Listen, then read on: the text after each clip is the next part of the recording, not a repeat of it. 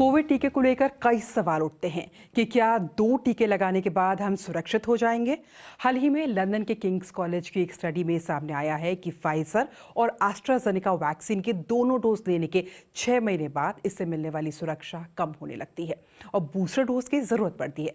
BBC के स्वास्थ्य संवाददाता सोफी हचिनसन की ये रिपोर्ट देखिए।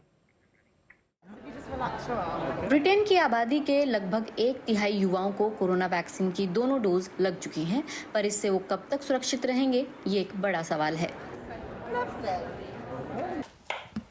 सारा एक टीचर हैं, उन्हें भी अप्रैल में दूसरी डोज लगी, पर जून के महीने में जब उनके परिवार के लोगों को कोरोना हुआ तो वो भी संक्रमित हो गई।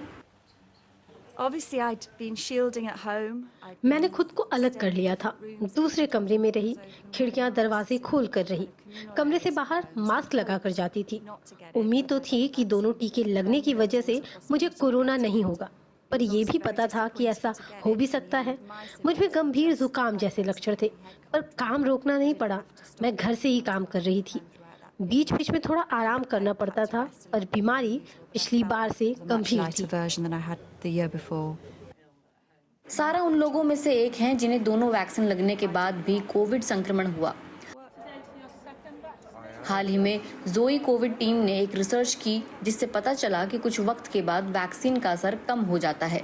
इस स्टडी में ये भी पता चला कि फाइजर और एस्ट्राजेनेका वैक्सीन का असर दूसरी डोज के कुछ वक्त बाद कम होने लगता है, पर वैक्सीन से गंभीर बीमारी से सुरक्षा जरूर मिलती है। इस रिसर्च से ये पता चलता है कि हमें इम्यूनिटी लेवल पर नजर रखनी होगी।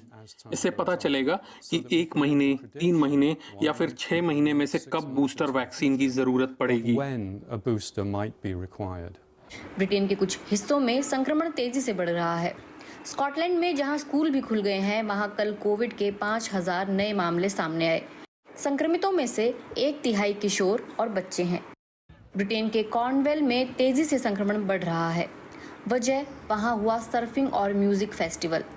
गर्मियां खत्म होने वाली हैं और ऐसे में ब्रिटेन में कुछ और भी इस तरह के फेस्टिवल होंगे जहां हजारों लोग इकट्ठा होंगे और जहां भीड़ होगी वहां कोविड होगा।